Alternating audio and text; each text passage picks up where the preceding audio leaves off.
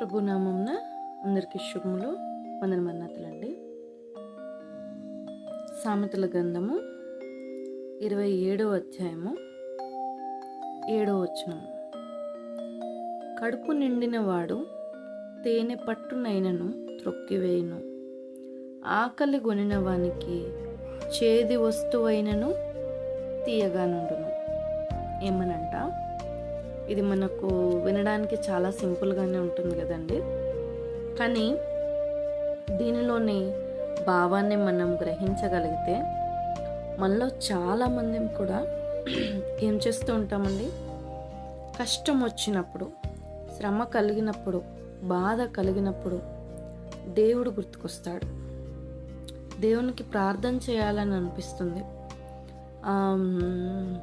ఉపవాసం ఉండాలనిపిస్తుంది, బైబిల్ చదవాలనిపిస్తుంది. దేవుడు అంటే ఎక్కడ లేని ప్రేమ వచ్చేస్తుంది కదండి. అదే మనకి ఏ కష్టం లేదు, మనకు అన్నీ చాలా సౌఖ్యంగా జరిగిపోతున్నాయి. అలాంటి సమయంలో మనం దేవుని ఆలయంలో ఉన్నా కూడా దేవుణ్ణి గుర్తించం కదండి. దేవుణ్ణి గురించి ప్రార్థన చేస్తున్నా కూడా లెక్క లేకుండా ఉంటారు కదా.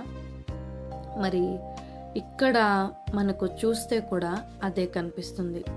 నువ్వు కష్ట సమయంలో ఉన్నప్పుడు, నువ్వు మనుషులు ఎవ్వరూ నీకు సహాయం దొరకనప్పుడు, ఎవరు నీకు సహాయం చేసే పరిస్థితి లేనప్పుడు నువ్వు దేవుని దగ్గరికి మనము పరిగెత్తుకొని వస్తాము.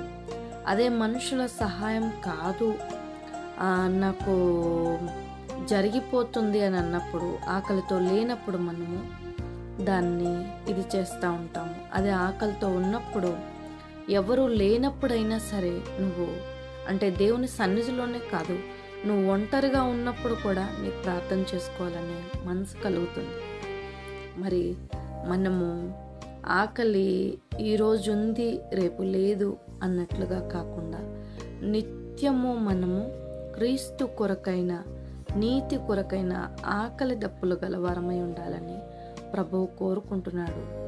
మనము శ్రమ ఉందని ఆయన్ని పట్టుకొని ఉండడము, శ్రమ లేదని ఆయన్ని విడిచిపెట్టి దూరంగా వెళ్ళిపోవడము, అలా ప్రవర్తించే వారంగా కాకుండా, కష్టాన్ని మనం లెక్క చేసుకోనకుండా దేవుని యందు భయభక్తులు కలిగి ఆయన యందు ప్రేమతో మనము నీతి కొరకు ఆకలి దప్పులు గలవరమై మనందరము ముందుకు వెళ్ళాలని ప్రభు పేరట మీకు తెలియజేస్తున్నాను. వాక్యం యందు, దేవుని ధ్యానమందు భయభక్తులు కలిగి ఉండండి. Praise the Lord. May God bless you all.